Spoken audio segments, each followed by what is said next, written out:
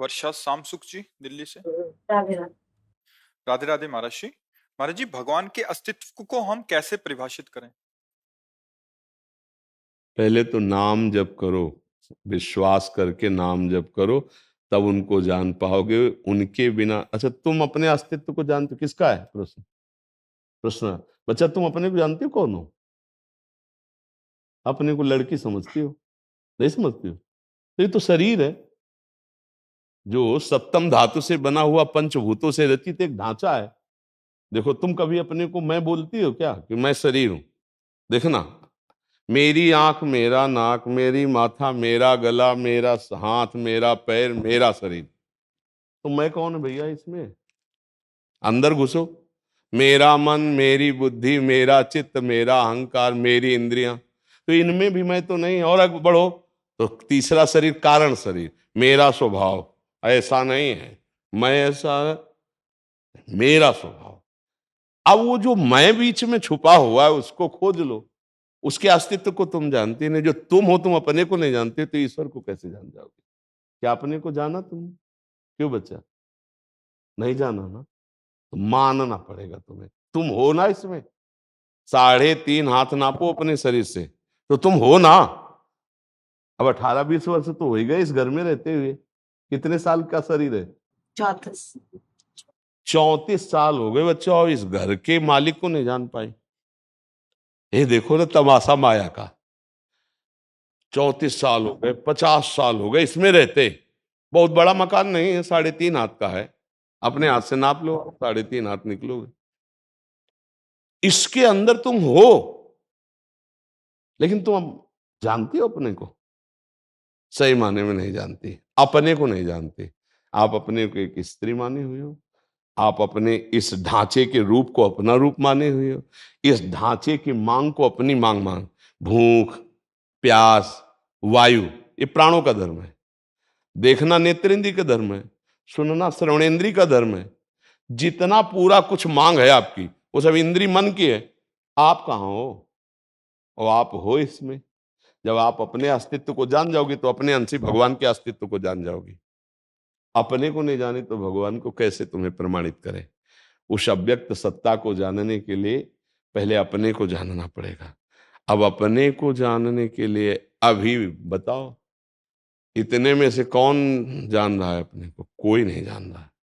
अपने को नहीं जान रहे भाई। बोले जानता क्यों नहीं? मैं शीशे में देखता हूं अपने को। ये ढांचे को देखते हो, और सबको पता है कि इस ढांचे से अलग है वो रहने वाला। जब शरीर छूटता है, बोले वो तो चले गए। कौन? बोले वही हमारे पति, हमारे पुत्र, हमारे पिता, हमारे, उनको जानते थे। तो रो क्यों रहे हो? जिनको जानते थे वो तो पड़ा है। बोले नहीं, वो चले गए।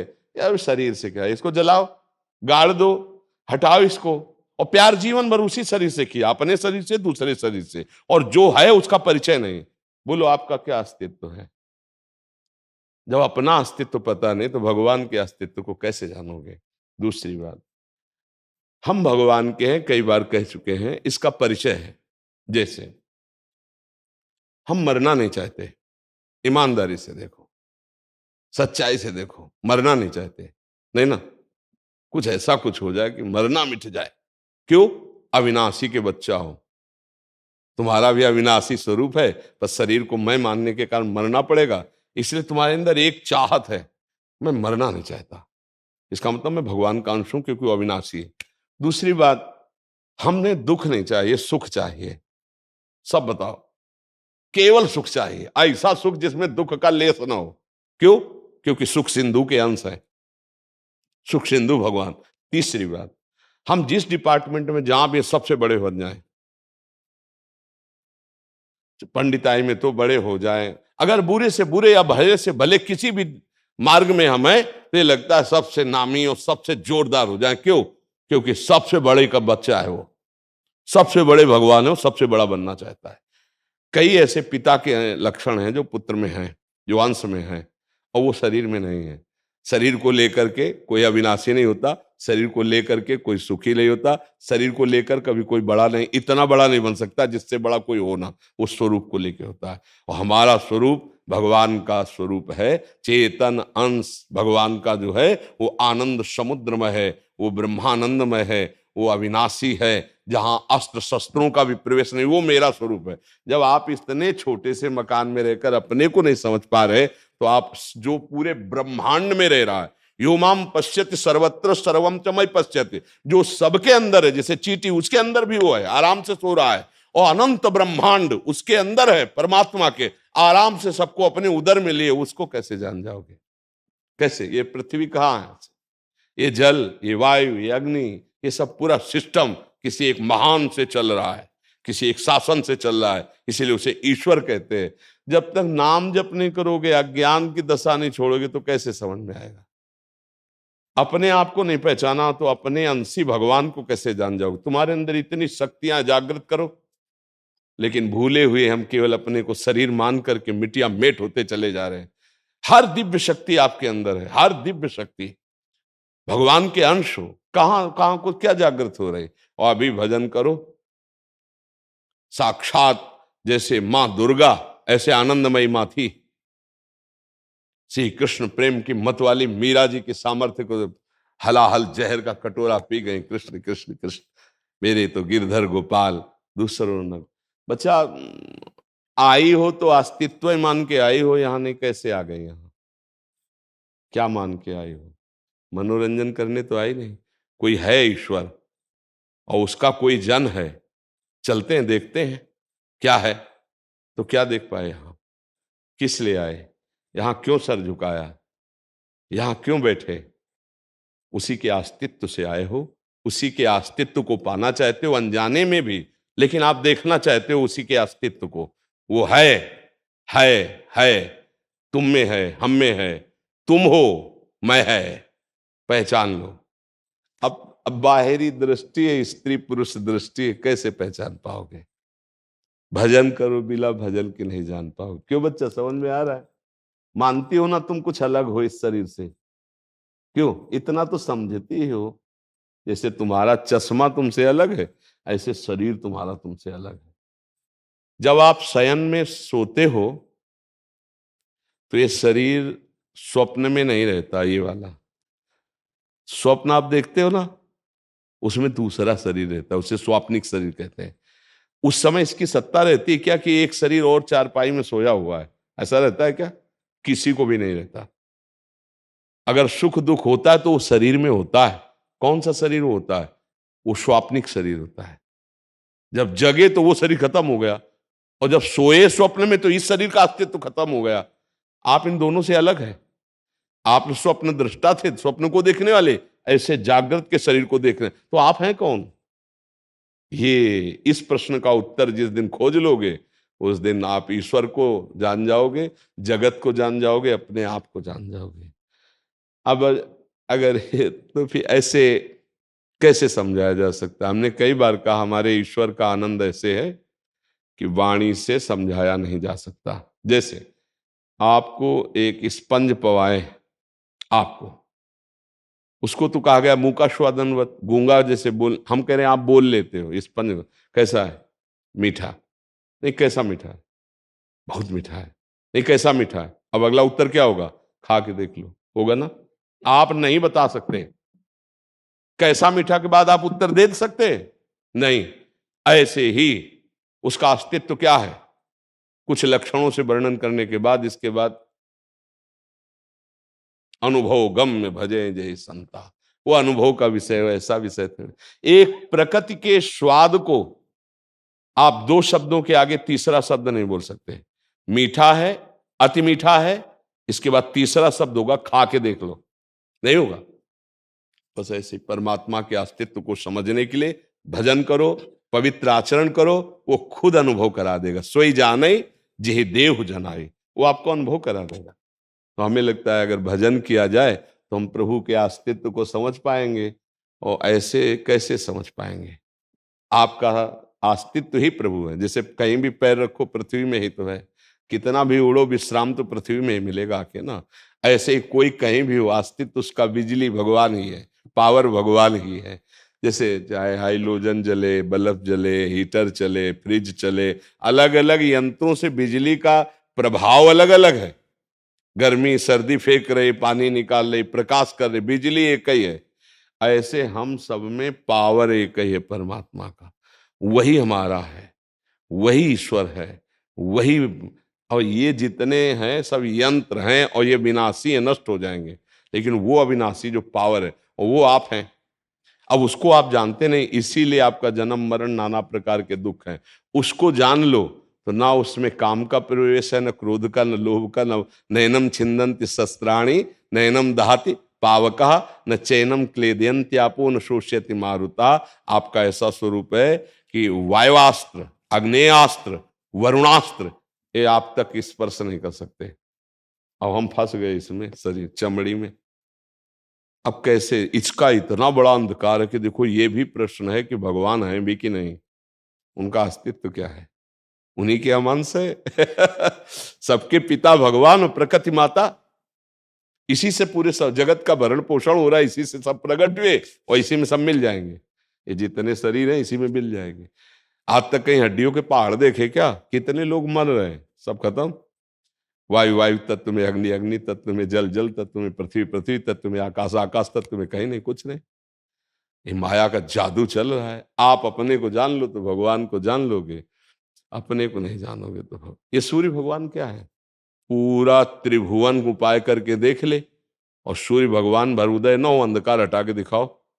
चाहे जितने हाइड्रोजन लगा दो पहाड़ों में, चाहे जितने प्रकाश के आप पुंज लगा दो, एक भगवान सूर्य जब उदय होने को होता है घंटों पहले अंधकार खत्म हो जाता है। सूर्य कभी अस्त नहीं होता, कभी उदय नहीं होता, हमारी आंखों से उजल होता है। जिस समय यहाँ अस्त की बात कर रहे हो, कहीं वो वहां प्रकाशित हो रहे हैं, होते हैं ना, तो हमारी आंखों से उजल होते हैं, वो अस्त उदय नहीं होते। हर समय भगवान विराजमान, तुम्हारे नेत्र नहीं देखे नहीं पा रहे। ये क्या है? सूर्य भगवान है, ये चंद्र भगवान है, ये आकाश भगवत स्वरूप है, ये वायु भगवान है। बोले हम हनुमान जी के उपासक, वायुपुत्र साक्षात वायु भगवान है, अग्नि भगवान है, पृथ्वी भगवान है, जल भगवान है। अब भगवान ही भगवान है, वासुदेव सर्वमिति। हमारा चश्मा ठीक हो जाए तो दिखाई देने लगे। बच्चा बिना भजन के तो समझ में आएगा नहीं, और वाणी उनको प्रमाणित कर सके ऐसी सामर्थ्य नहीं। वही वही है। जब आप अपने को जान जाओगे तो भगवान को जान जाओगे, अगर अपने को नहीं जानोगे तो भगवान को नहीं जान सकते। जैसे पिता हमारा असली कौन है, मम्मी जानती है। क्यों भाई? माता जी तो जानती है, हम नहीं जानते। असली बात हमारी माता जी जानती कि हमारा पिता कौन है। ऐसे ही गुरुदेव भगवान हमारे भगवान का परिचय देते। जैसे माँ परिचय देती ना, ये तुम्हारे पापा, हमें कोई संशय नहीं होता, और जीवन भर हम पापा मानते हैं, पिता मानते हैं। ऐसे ही गुरुदेव परिचय, गुरुदेव हमारे, तुमेव माता च पिता तुमेव। इसीलिए कहा गुरु ब्रह्मा गुरु विष्णु गुरुदेव महेश्वरा। ब्रह्मा क्यों? वो हमारे अंदर भाव सृजन करते हैं कि भगवान है। और देखो हम लोगों का जीवन पूरा व्यतीत हुआ है, तो अगर भगवान ना होते, भगवान ना अनुभव कराते, तो खोखला जीवन नहीं होता। कदम कदम पर उनका दुलार अनुभव। अब आप हमें देख रहे हैं, हमारे पास कौन है आप देख पा रहे हैं, छाती के अंदर कौन है आप देख पा रहे हैं। ऐसे भगवान तुम्हारे अंदर है, नहीं देख पा रहे। सबके हृदय में बैठे, वेद कहता है, भगवान कहते हैं। ये भजन करो तभी समझ पाओगे, ऐसे नहीं समझ। ऐसे मिलते हैं जैसे हम आप मिल रहे हैं। ऐसे थोड़ी कि भाव में आए और मुझसे संतुष्ट हो गए, नहीं। पर जब मैं था तब हरि नहीं, अब हरि हैं महिलाएं। बहुत टेढ़ी खीर है। हाँ, जहां राम तहां काम नहीं, जहां काम तहां नहीं राम।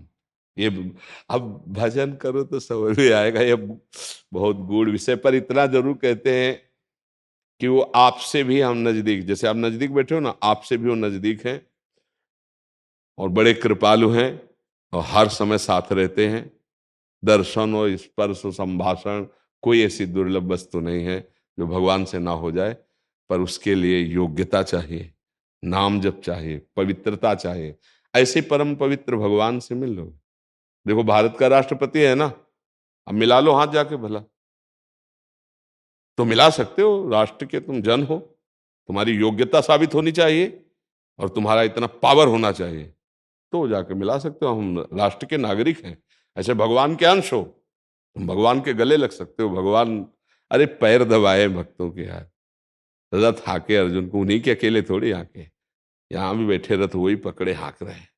अब तुम्हें दिखाई नहीं दे रहा तो उसको हम कैसे बताएं। महाराज जी, जैसे आप अनुभव अपने बता रहे हैं, क्योंकि आपने उस चीज का अनुभव किया, हमने नहीं किया, वैसे ही मीरा जी, मतलब कितने सारे असंख्य कोटि भक्तजनों हाँ, जब मीरा जी बताना चाहती तो कहती जाने मोरी छाती, मतलब मैं कैसे बोलूं कि गिरधर मुझे कितना प्यार करते, जाने मोरी छाती। अब ये विषय सही बात तो मुंह का स्वादनवत है, इसको कैसे बोला जा सकता है। पर इतना जरूर कहते हैं कि तुम अपने को जान लो तो भगवान को जान जाओगे, जगत को जान जाओगे। जब अपने को नहीं जान पाए तो कितने बुद्धिमान हो, कोई भी हो। बच्चे को कैसे समझाया जाए? 4 साल का बच्चा ये प्रश्न कर रहा भगवान क्या है। हाँ, उसको कहो राधा राधा जपे, वो जान जाएगा। 5 साल के प्रहलाद जी के भाव में प्रेरित होकर भगवान खंबा फाड़ के निकल पड़े। 5 साल का बच्चा चला ना तो 6 महीने में भगवत साक्षात्कार कर लिया ध्रुव जी ने। 4 साल का बच्चा कोई बड़ी बात थोड़ी। अगर उसके अंदर आ रहा है कि भगवान कौन है, तो कोई पुण्यात्मा है, वो जानना चाहता है, तो उसको पहली दवा दे कि तुम भगवान का नाम जप करो। ध्रुव जी को नारद जी ने क्या उपदेश किया? ये द्वादशाक्षर मंत्र जप और निष्ठा से रहना, भयभीत भी मत होना। और 6 महीने में भगवान आ गए, गरुड़ पर सवार होकर साक्षात दर्शन दिए। ये विनोद मत मानो ना कि भगवान, हाँ तुम्हें हम संकेत में बताते हैं। जब काशी में घाटों में थे ना, और दृढ़ भावना बन गई कि अब मिलेंगे, आज भगवान शंकर मिलेंगे, आज मिलेंगे, रात्रि में नहीं तो दिन में मिलेंगे, दिन में नहीं तो रात्रि में। घाटों में बिल्कुल सनसनाती धूप, जहां कुछ नहीं दिखाई दे रहा, पंडा की खाली छतरी, बस मन अति हर्ष जनावन ते ही, आज देख हो परम सने ही। जहां ये भाव आ जाता है ना, रुदु सुश्रम राजन कृष्ण दर्शन लालसा, भगवान दूर नहीं। उसी समय हमने 1-2 बार बताया भी है, मध्याह्न का 12 बजे के लगभग समय होगा, देखा एक त्रिशूल लिए हुए, जटा फटकारे हुए सामने से चले। जिधर देखो, जिस भाव से देखो, उस भाव से वही परम तत्व। बस आपका भाव नहीं है, इसलिए आपको समझ में नहीं आ रहा है। और जब कभी ऐसी परिस्थिति आएगी कि कोई साथ नहीं देगा, फिर तुम्हारे भी मन में आ जाएगा कि हे भगवान, अगर कोई भी भगवान हो, मेरी रक्षा करो, मुझे बचाओ। और अगर कहीं पाप प्रबल ना हुए और तुम्हें अनुभव हो गया कि भगवान ने बचाया, तो तुम्हारे अंदर श्रद्धा बढ़ती चली जाएगी और आप भी भगवान को अपना मानने लगेंगे। वो है, मानने से जान जाओगे या जान के मान लो। जान के मानना है तो वेदांत पढ़ो, वेदांत के अनुसार चलो। और अगर मान के जानना है तो भक्ति स्वीकार करो, तो भगवान जना देंगे। तभी वो ऐसे गूढ़ विषय हैं, पर इतना है, उनके सिवा हमारा कोई अस्तित्व नहीं है। वही वो है, उनके सिवा कोई अस्तित्व नहीं है। जी एक संशय, जी जो आप सत्संग सुनाए थे ना आपने, जी। तो उसमें क्या बोलते हैं, हमें कैसे पता चलेगा कि हमारी जो प्रसादी है भगवान ने स्वीकार कर ली है? देखो, पहले तो मानी संख्या से सवाल हल करते हैं। हम जब प्रभु को अर्पित करते हैं, तो हमारे प्रभु अगर लेना ना चाहते तो मेरे अंदर भाव ही ना आता अर्पित करने का। मतलब अगर आपके अंदर है कि आज प्रभु को हम ये वस्त्र समर्पित करते हैं, ये भोग समर्पित करते हैं, तो प्रभु ने कृपा करके स्वीकार किया, तब आपके अंदर भाव आया। महाराज जी, आजकल कलयुग में शुद्धियाँ ज्यादा बढ़ रही है ना। भाव की शुद्धि भगवान स्वीकार करते हैं, पदार्थ की नहीं। ध्यान रखना, आपका भाव शुद्ध है तो केला का छिलका क्या भगवान के खाने की चीज है क्या? मनुष्य नहीं खाता, भगवान कैसे खा लिए? और विदुरानी जी क्या पवा रहे? केले के छिलके। अब उसमें क्या बच्चा पवित्रता और स्वाद है? और बखान के पा रहे हैं क्या? भगवान क्या पा रहे? भाव पा रहे ना। वो भाव आपके अंदर भी है, उसको जागृत करो। पवित्रता वस्तु की नहीं, पवित्रता भाव की होती है। युग तुम्हारे भाव पर आक्रमण करता है। तुम्हारा भाव दूषित तो सब दूषित, तुम्हारा भाव शुद्ध तो कलयुग क्या कर लेगा? जब नाम जप कर रहे हो, अच्छे आचरण कर रहे हो, तो कलयुग उन्हीं का बुरा करता है जिनका भाव भगवान से बिलग है। जैसे कलयुग के स्थान हैं, ऑफिसें हैं, शराब पीना, व्यभिचार, पराई माताओं बहनों से चोरी करना, हिंसा करना, द्यूत कीड़ा, गंदे गंदे आचरण करना, तो कलयुग अपना प्रभाव दिखाएगा। अब उनके अंदर भाव आएगा, यार क्या है, मूर्ति तो है, कहाँ भगवान पाते हैं? क्योंकि उसकी दुर्गति करवानी है ना। तो इसलिए भगवान भाव देखते हैं, ना कि पदार्थ या वस्तु। समझ पा रहे? अगर पदार्थ वस्तुओं से भगवान रिझते तो धनी लोग भगवान को रिझा लेते, पर ऐसा कभी नहीं पाया गया। भाव से भगवान को पाया गया है। बाजरे की रोटी में कौन सा स्वाद और कौन सा, धन्ना जाट की बाजरे की रोटी भगवान, सुदामा जी के तंदुल भगवान पाए। और आज भी भक्तों के भगवान जो भाव से अर्पित करते हैं, भगवान स्वीकार करते हैं। उसको मानना चाहिए कि भगवान ने पाया है। भगवान क्या पाए उसमें? भाव आपका पाया। जैसे हमने रोटी दाल सब बना के रखी, पर्दा किया, और जब देखा तो एक चम्मच दाल कम नहीं थी, ना एक रोटी कम थी, तो पाया क्या भगवान ने? बोले वो तो वापस चला है। नहीं, उसमें जो आपका भाव था वो भगवान ने पा लिया, और पदार्थ प्रसाद रूप से आप पाओ तो आपका भाव और पुष्ट हो जाएगा। हमारी भावना ही भगवान स्वीकार। हमारी भावना है कि ये नया वस्त्र है, पहले हम प्रभु को अर्पित करते हैं, अब वो अर्पित हो गया, अब उसमें हम धारण किए, वो प्रसादी हो गया भगवान का। भाव का ही तो सारा खेल है ना। भाव नहीं है तो फिर कुछ भी करो, फिर बात नहीं। और ये भाव तर्क से नहीं आता, ये श्रद्धा और विश्वास से आता है। श्रद्धा विश्वास जितना बढ़ाते चले जाओगे उतने ही आपको अनुभव होता जाएगा। श्रद्धा विश्वास ना है तो बड़े तर्क करने पर फिर भक्ति नहीं हो सकती। नहीं, कैसे हो पाएगी? आप देखो, जब गोपाल जी की रचना करते हैं दुकान में, तो पैर को ऐसे फंसा कर रख कर, क्योंकि हिलने न पावे, फिर वो रचना और सब छोटे छोटे सब अंगों का उस समय की देखो। और फिर जब कोई भक्त उनको दुलार कर रहा हो, उस समय को देखो, तो वो भाव केवल मूर्ति करने का है, और वो भाव में भगवान को देख रहा है, और उसी भाव से उसका भगवत प्राप्ति हो जाती है, उसको रुपया मिलता है, वो अपना जीवन यापन करता है, उसको कोई भगवत प्राप्ति थोड़ी हो जाएगी। और उसी मूर्ति की रचना जिसने की, उसको भाव से, मेरे गोपाल जी मेरे, उनका मंगल हो जाएगा, भगवान की प्राप्ति। सारा खेल भगवान की प्राप्ति, भगवत भाव, आनंद, प्रसाद, ये भाव का है बच्चा। अगर हम प्रगट में तर्क करके देखें तो तर्क के आगे कुछ नहीं। ऐसा क्यों, तो ऐसा क्यों, तो फिर ये क्यों का अंत कभी नहीं होगा। अगर हम श्रद्धा करके विश्वास कर लें तो सब बात समझ में भी आने लगेगी। जैसे अपने लोगों का पूरा जीवन इसी में चला गया है। अब अगर हम तर्क की कसौटी पर क्यों, बिना डायलिसिस के अब जी नहीं सकते, हर क्षण कष्ट, हर क्षण उल्टी का जैसा लगना, पानी भी छक्के नहीं पी सकते। अब हम आपको तर्क उपस्थित करें तो आपको लगेगा क्या मिला आपको? नहीं, हमें जो मिला वो ये सब नहीं है, ये सब तो नष्ट होने वाला है। अंदर तो हाइलोजन है। उनका बस दो फिकाए प्रश्न करते हो कि वस्तुएं अपवित्र हो गई, उसी को तुम भी प्रकाशित करो। हाँ, वही अंदर बैठा हुआ है, उसी प्रकाश में ही सबको दिखाई देता है। अश्रद्धा, तर्क, अविश्वास इस मार्ग में जहर है, वो फिर नशा चढ़ा देगा और भगवान से विमुख हो जाओगे। श्रद्धा और विश्वास के द्वारा ही चला जाता है। अरविंद्र राजपूत जी, जबलपुर से। राधा वल्लभ श्री हरिवंश महाराज जी। महाराज जी, आत्मा तो ईश्वर का अंश है, तो क्या मन बुद्धि भी किसी के अंश हैं? यदि मन बुद्धि भी आत्मा के अधीन है तो आत्मा तो परमात्मा है, फिर वो कैसे हमसे मन बुद्धि के द्वारा पाप द्वेष कर्म करा सकता है? मृत्यु के पश्चात आत्मा तो वैसे अगर हम पूरे फाइनल में बोले तो उसके सिवा कुछ नहीं है। ब्रह्म, मूल प्रकृति, त्रिगुणात्मिका प्रकृति, महातत्व, अहंकार और संपूर्ण चराचर सृष्टि उसी से प्रकट हो गई। अब इसको उल्टा करो तो पंचभूत अपने तत्व में मिलते जाएंगे, वो तत्व में मिलते मिलते अहंकार, महातत्व, त्रिगुणात्मिका प्रकृति, मूल प्रकृति, ब्रह्म, वो अपने आप से अपने आप में रच रहा है, अपने आप से अपने आप में पालन कर रहा है, वो अपने आप से अपने आप का विनाश कर रहा है। ना तुम हो ना मैं हूं, वो आप ही आप है। सिद्ध बात।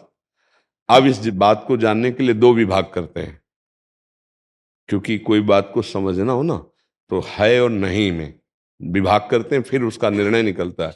उसे शास्त्रीय भाषा में कहते हैं अन्वय और व्यतिरेक। व्यतिरेक माने नहीं, अन्वय माने है। अब ये विभाग करते हैं दो कि एक माया है, एक परमात्मा है।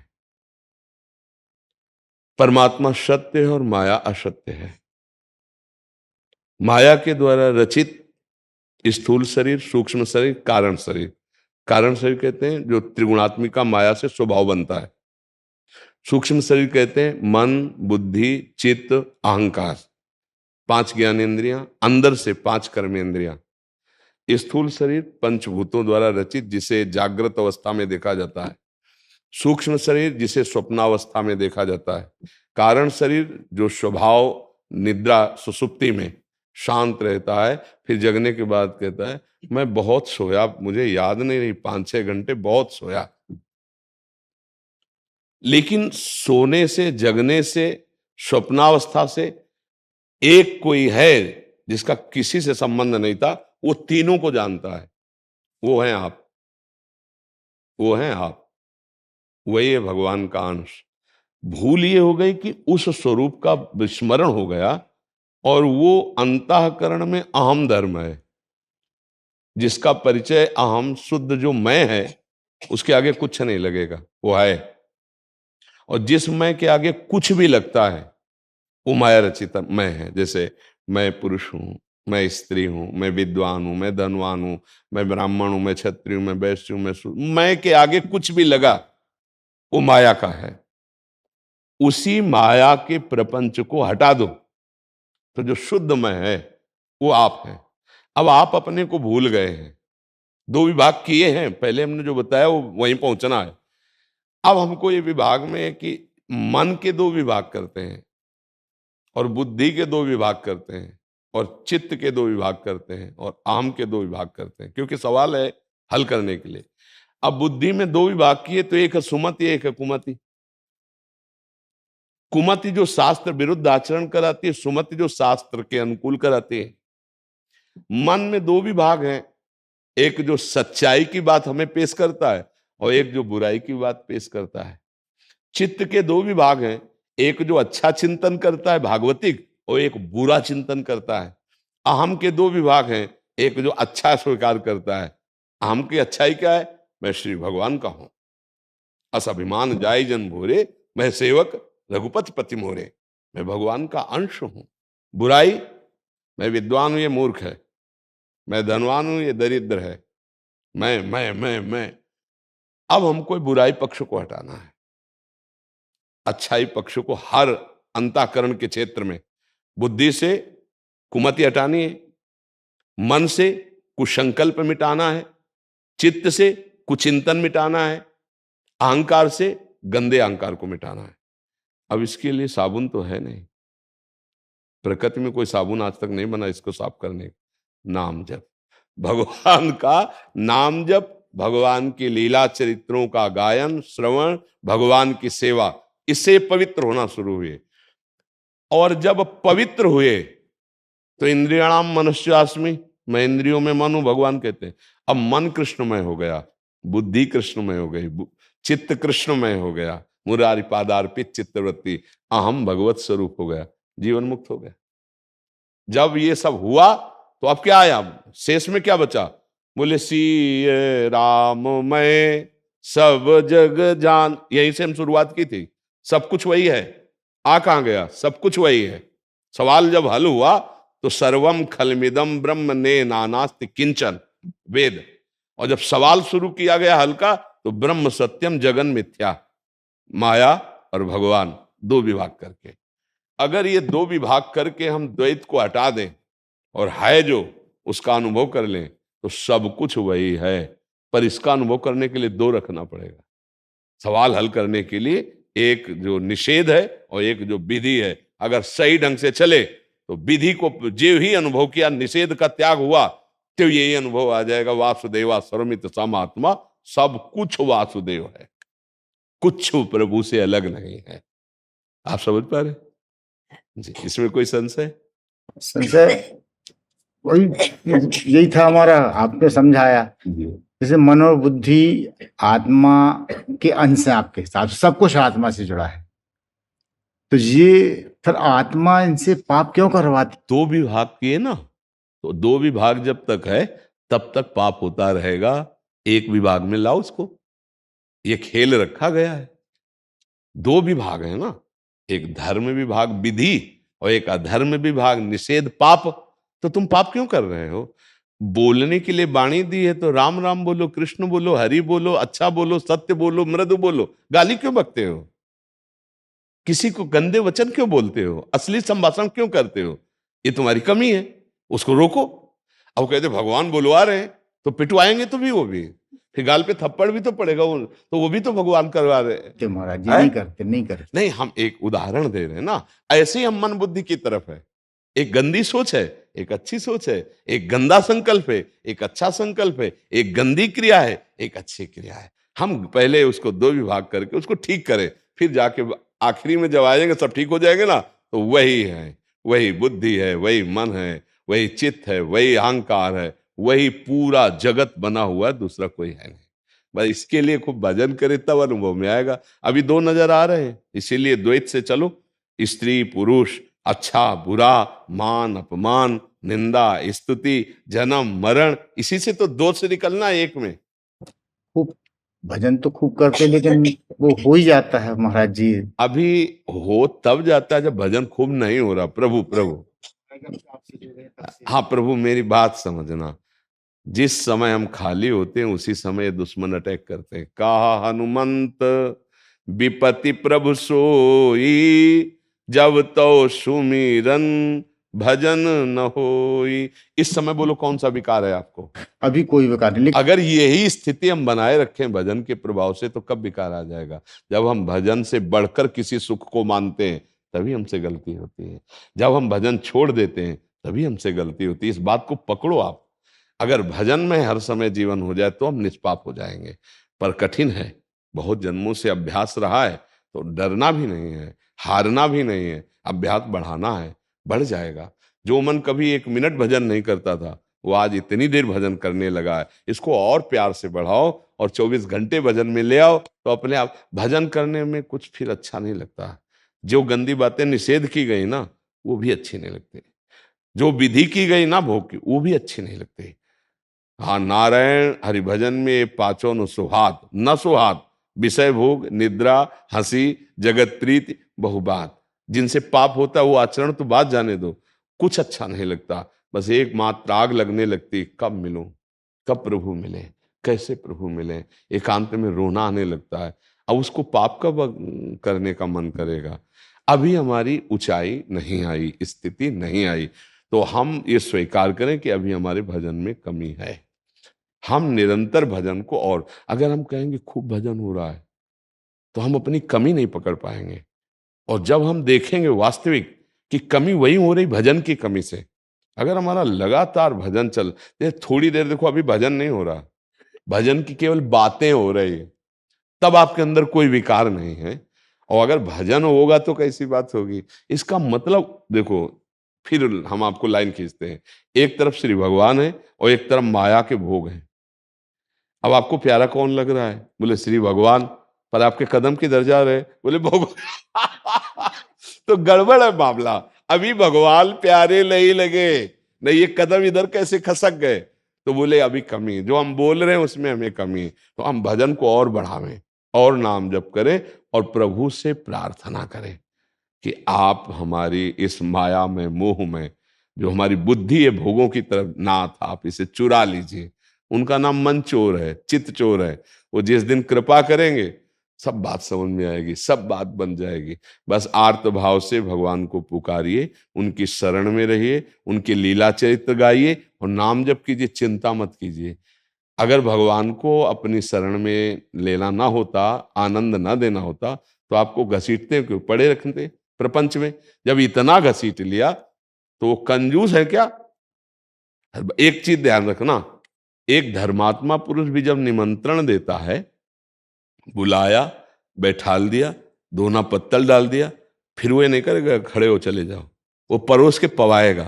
तो हम संसार में आसक्त थे, हमको संसार से हटाया गया, सत्संग सुनाया गया, नाम जप करवाया गया, अपनी तरफ घसीटा गया, तो अब भगवत प्राप्ति भी वो करवा के ही छोड़ेंगे। वो इतने से नहीं छोड़ देंगे, हमको विश्वास रखना चाहिए। ठीक है ना?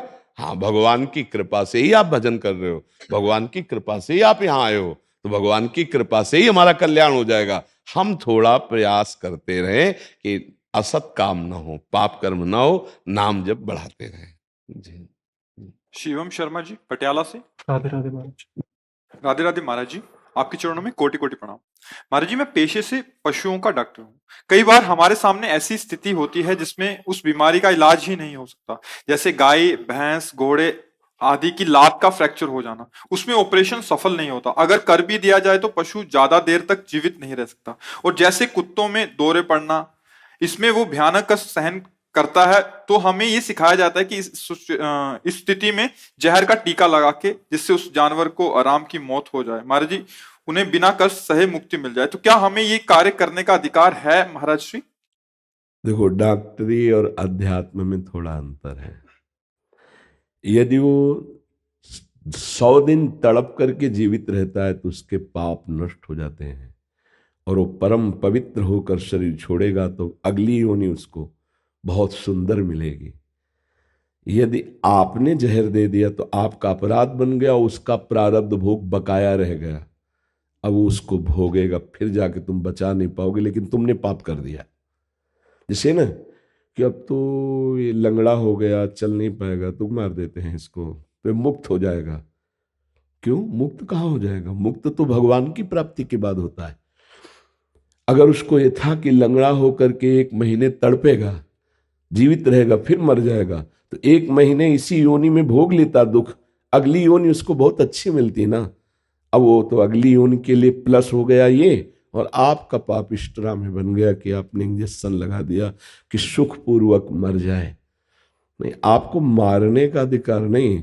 जब तक तुम जीवित रहोगे तब तक तुम्हें विशेष कष्ट नहीं दिया जाएगा, मूर्छित किए रहेंगे, औषधियों से तुम्हें उस कष्ट का भार नहीं होने दिया जाएगा, और जब शरीर छूटा तो चले गए। लेकिन ऐसा नहीं कि जहर का इंजेक्शन दे दे, चाहे पशु हो चाहे मनुष्य। आपका कर्तव्य है कि हम औषधियों के द्वारा जब तक ये तो सुरक्षित, इसको कष्ट ना होने पाए। अगर कष्ट हो रहा तो अपने कर्मों को भोग करो, पवित्र हो जाएगा। लेकिन जहर दे देना, ऐसा तो अध्यात्म आदेश नहीं करता है। विज्ञान कहता हो, संसार कहता हो तो मुझे उस पर ज्यादा ज्ञान नहीं, पर अध्यात्म ऐसा आदेश नहीं करता। अध्यात्म कहता है उसकी सेवा करते रहो, उसको औषधि देते रहो, और भोग भोग करो, पवित्र होकर फिर नवीन योनि में जाएगा। मर जाना कोई मोक्ष थोड़ी है, फिर नवीन शरीर में जाएगा। उसको इस बार तो टूट गई, अगली बार ऐसे पैदा ही होगा कि दोनों टांगे काम नहीं करेंगे, भोगना पड़ेगा, फिर मरेगा। समझो उसके कर्म को। तो हम उसको औषधि दे देते हैं, उसका सहयोग कर देते हैं, वो कर्म भोग लेता है, पवित्र होकर आगे जाता है। लेकिन जहर का इंजेक्शन दे देना या मार देना अध्यात्म ऐसा आदेश नहीं करता है। आप समझ पा रहे हैं? ऐसी हमारी प्रार्थना है कि हमारा अध्यात्म यही कहता है कि आप जहर का इंजेक्शन न देकर और उसकी पीड़ा हरण का इंजेक्शन दीजिए, और जब तक वो जीवित रहे अपने कर्मों का भोग भोगे और पवित्र हो रहा है, प्रतिपल पवित्र हो रहा है, जो दंड मिल रहा है वो प्रतिपल पवित्र हो रहा है, इसके बाद वो भगवान की कृपा से अग्नि पवित्र योनि को प्राप्त होगा। तो हम स्वयं जो जहर देते हैं, मार देते हैं, हमारे अध्यात्म के हिसाब से ये ठीक नहीं है, ये अपराध माना जाएगा। पशु हो, पक्षी हो या मनुष्य हो, जीवात्मा सब में है, अपने अपने कर्मों का सबको भोग भोगना होता है। हम डॉक्टर हैं, हम उसका सहयोग करेंगे, मारेंगे नहीं। डॉक्टर बचाने के लिए है, औषधि देने के लिए है, पर उसका उपाय जैसे आदेश है कि आप मार दीजिए तो वो कष्ट मुक्त हो जाएगा, तो नहीं, कष्ट मुक्त तो नहीं होगा, क्योंकि उसको वो कष्ट भोगना ही पड़ेगा। अवश्य में भोक्तव्यम कृतम कर्म शुभाशुभम। अब उसको अगली योनि मिलेगी, उसमें दंड मिलेगा। तो आपने अपना नया कर्म बना लिया और उसके कर्म को छोड़ दिया, वो अगला फिर भोगेगा। भोग के बिना नहीं, या तो भजन और या भोग, दो से ही कटता है। या तो खूब भजन करके भगवान की कृपा से पाप को भस्म कर दिया गया, और या फिर भोग कर पवित्र हो गया। तो पशु से भजन तो बनता नहीं, तो भोगना ही है। मनुष्य हो, भजन करके मुक्त हो सकते हो। अब आप देख लीजिए कि आप अपने को बचा लीजिए, नहीं ऐसे तो बहुत से जीव आते रहेंगे, आपको इंजेक्शन दे दे कर मार, फिर यही आगे चल करके आपके लिए भारी पड़ जाएगा। क्योंकि कर्म तो कर्म है ना, कर्म तो दंड दे के ही रहता है। आप विचार करो, वो पशु है, अगर उस जगह मनुष्य हो तो क्या करेंगे? आप जहर दे देंगे। किसी को भी मारने के लिए हमारे शास्त्र में। हाँ, वो पापाचारी लाखों को मारेगा अगर बच गया तो फिर वहां एक कानून लागू हो जाता है कि लाखों की रक्षा करने के लिए फिर हम उस पापाचारी अधर्मी को फांसी की सजा, मृत्यु दंड अवश्य, क्योंकि वो लाखों की हत्या करेगा, लेकिन वो तो स्वयं कर्मों का भोग भोग रहा है और उसको भोगना ही पड़ेगा। अगर आप अभी मार देते तो अगले जन्म में भोगना पड़ेगा। एक भजनानंदी वैष्णव संत थे, शालीग्राम भगवान साथ रखते थे। एक दिन वो गंगा किनारे स्नान करने के लिए कपड़ा ही उतार रहे थे कि 90 लोग तलवार भाला उस समय चलती थी लेकर के घेर लिए, मारो मारो मारो। तो उन्होंने देखा कि 90 लोग। तो उनका, भैया हमने कभी किसी को गाली तो दिया नहीं, फिर अपराध क्या बना कि आप सब मारना चाहते? बोले इसकी कुछ मत सुनो, इसको मार डालो। तो उनका, भैया मार तो डालोगे, हम गंगा स्नान कर ले, 2 मिनट हमें दे दो, हम भगवान का स्नान करके चरणामृत ले ले, फिर मार डालना। लोगों ने कहा ठीक है। स्नान किए, चरणामृत भगवान का उतारे, ध्यानस्थ होकर कि प्रभु ये क्या लीला है, बचपन से मैं आपकी आराधना करता हूं, मुझे याद है कि मैंने कभी चींटी नहीं मारी, ये 90 लोग मुझे मारेंगे। तो उस समय उनको सुनाई दिया, भगवान बात करने लगे। जब जैसे भगवान यहाँ प्रकट हो जाए तो सबको नहीं दिखाई देंगे, जिसको दिखाना है उसी की दृष्टि में वो केवल आएंगे। भगवान है ना, भगवान ने कहा देखो तुम्हारे द्वारा पिछले जन्म में 90 हत्याएं हुई थी, मेरे भजन का प्रभाव कि 90 एक साथ मारेंगे नहीं, 90 बार तुम्हें जन्म लेना पड़ता और एक एक मारता तुम्हें। अब तुम मेरे ध्यान में मगन हो जाओ, तुम्हें कष्ट नहीं होगा, मैं तुम्हारे मारने के पहले ही प्राण हरण कर लूंगा, लेकिन ये मारेंगे तो तुम्हें, क्योंकि 90 हत्याएं तुमने की थी, तो 90 बार तुम्हें जन्म लेना पड़ता और 90 बार ये मारते। आज 90 एक साथ मार रहे हैं, मेरे भजन का प्रभाव है और तुम मुक्त हो जाओ। समझ पा रहे हो? अवश्य में वो भोक्तव्यम कृतम कर्म शुभाशुभम। तो इसलिए हमें लगता है आप अपने बचाव पक्ष पर ध्यान दीजिए। अभिषेक यादव जी गोरखपुर से। राधे राधे गुरु जी। राधा वल्लभ श्री हरिवंश महाराज जी, आपके चरणों में दंडवत प्रणाम। महाराज जी, मैं एक स्टूडेंट हूँ। पढ़ाई के दौरान जब दूसरे बच्चों किसी प्रश्न का हल तुरंत कर लेते हैं और हमें उसी प्रश्न को समझने अथवा हल करने में समय लगता है, तो क्या महाराज जी बुद्धि भी क्या प्रारब्ध से मिलती है? हाँ प्रारब्ध से तो मिलती है, पूर्व का तप और पुण्य प्रभाव काम करता है। उनका पुण्य प्रभाव जोरदार है तो उनकी बौद्धिक शक्ति प्रबल है। भाई इतने 140 करोड़ जनसंख्या है, पर सबकी बुद्धि में अंतर होगा, एक जैसी बुद्धि तो नहीं होगी ना। भक्तों में एक जैसी बुद्धि नहीं है, सिद्धों में एक जैसी नहीं है, उसमें भी अंतराय होता है। तो इसलिए तप, भजन, पाप, अधर्म, इनका प्रभाव होता है। तो तप भजन से पूर्व अभी पाप कर रहा है, लेकिन पूर्व का तप और भजन तो बहुत तीव्र बुद्धि होगी। लेकिन वो तीव्र बुद्धि यदि इस जीवन में भगवान की प्राप्ति न कर पाए तो किस काम की? बौद्धिक शक्ति पुष्ट करने के लिए हम केवल प्रारब्ध ही के अधीन न रहें। अगर इस जन्म में हम ब्रह्मचर्य का अधिक से अधिक संग्रह करें, पवित्र आहार करें और भगवान का नाम जप करें, तो भगवत कृपा से बहुत प्रवीण बुद्धि हो सकती है। कालिदास जी के चरित्र में आता है कि वो एकदम, लेकिन जगदम्बा की कृपा हो गई तो या देवी सर्वभूतेषु बुद्धि रूपेण संस्थिता नमस्तस्यै नमस्तस्यै नमस्तस्यै नमो नमः। अम्बा प्रसन्न हो गई तो कालिदास कवि हो गए। ऐसे बड़े बड़े महापुरुषों के भी विषय में आता है। भगवान के लिए एक श्लोक आता है कि मूकम करोति वाचालम पंगुम लंघयते गिरिम यत् कृपा तमहम वंदे परमानंद माधवम। जो सरस्वती को भी बुद्धि प्रदान करते हैं वो श्री भगवान है। सरस्वती जी की भी एक सीमा युक्त बुद्धि है, असीम तो भगवान का ज्ञान है। तो अगर हम भगवान के आश्रित हो जाएं, नाम जप करें, ब्रह्मचर्य का सेवन करें, पवित्र आहार, तो निश्चित बुद्धि प्रवीण हो जाएगी। अभ्यास से। हाँ, नाम जप करो ना तो बुद्धि जैसे जैसे दर्पण है, अब उसमें मल लगा है तो उसकी क्षमता अंदर है, पर मल के कारण खो गई, हमारा प्रतिबिंब साफ नहीं दिखाई देगा। और जे भी मल हटा तो साफ दिखाई देगा ना तुरंत। तो ऐसे ही निर्मल बुद्धि तुरंत ज्ञान प्रकाशित करती है। और जैसे जैसे मलिन होती जाती है वैसे मूढ़ता जागृत होती है। अब बुद्धि के मानने के लिए कोई निर्मा सर्फ आदि की रचना तो हुई नहीं, उसकी नाम जप है, शास्त्र स्वाध्याय है, भगवान की आराधना है, उसी से बुद्धि प्रबल। बुद्धिमताम वरिष्ठम, बुद्धिमानों में श्रेष्ठ कौन? से हनुमान जी। क्यों? हर समय सिया राम सिया राम सिया राम, है नहीं? तो बल और बुद्धि दोनों भगवान से प्राप्त होती है।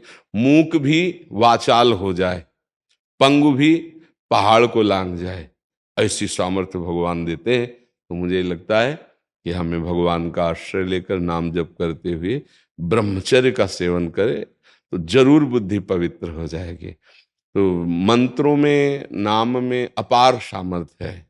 हम विश्वास करें और शुरू करें। जैसे डॉक्टर पर विश्वास करके दवा लेना शुरू करते हैं तो धीरे धीरे रोग का शमन होता है परहेज के साथ। ऐसे यदि हम संत सदगुरुदेव की बात मानकर नाम जप करना शुरू करें तो निश्चित मंगल हो जाएगा, निश्चित। देखो, एक बार हमको आज के 22-23 वर्ष पहले किसी मंच पे बैठाला गया, सन्यास का वेश था कि आप कुछ बोलिए। तो भगवान की ऐसी लीला थी, तब तक हम ऐसे रहते थे कि जैसे कोई, हम कई बार हमसे पूछा गया कि तुम्हारे वाणी है कि नहीं, बोलना आता है कि नहीं, क्योंकि मौन शांत, अब किसी से कोई मतलब नहीं। अब हमें बैठाला गया कि आप कुछ बोलिए, तत्काल हृदय में कि अगर कुछ बोले तो फंस जाओगे, क्योंकि अगली बार फिर बैठा लेंगे। 2-4 बार नाम कीर्तन करवाया, हम कहा हम अपनी वाणी को विराम करते हैं, तो हंस दिए सब मंच में, क्योंकि एक भी शब्द नहीं बोला। हमको अपना आंतरिक प्रकाश बढ़ाना, और जब देखो उनको बुलवाना हुआ तो अब इतना बुलवा रहे हैं कि देखो 4 बजे से सत्संग 4:15 बजे से शुरू होता है, अभी तक वो कर कभी लगे अब 8:30 8:45 इसमें बज जाएंगे। तो भगवान मूकम करोति वाचालम, वो जब बुलवाना, वो जब ज्ञान देंगे ना, सब ब्रह्मा को भी ज्ञान भगवान ने ही दिया है, ज्ञान समुद्र भगवान है। हमें लगता है आश्रित हो जाओ, नाम जप करो और किसी से द्वेष ना करो। कोई कितना भी बुद्धिमान हो, वो एक प्रकृति के ही क्षेत्र में बुद्धिमान, तो तुम परमात्मा से जुड़कर उससे ज्यादा बुद्धिमान हो सकते हो, नहीं हो सकते जी। राधा राधा राधा राधा राधा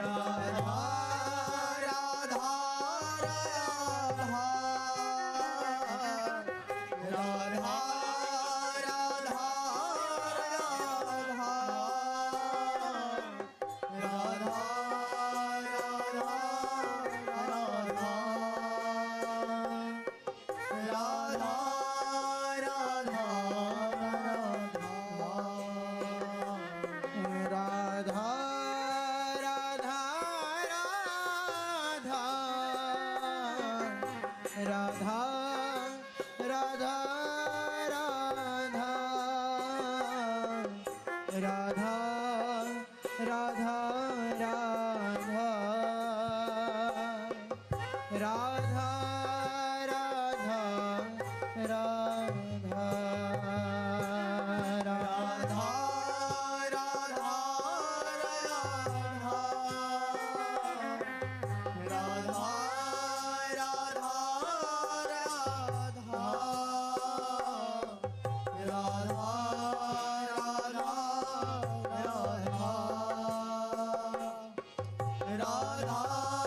राधा राधा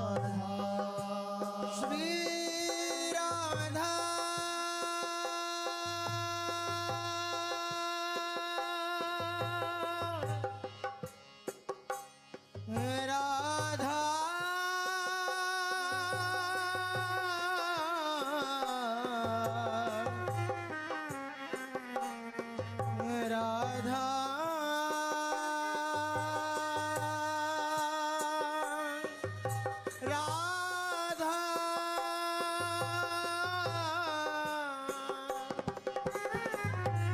राधा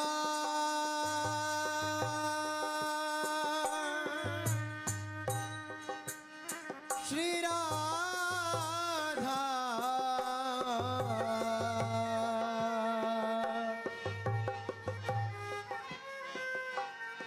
राधा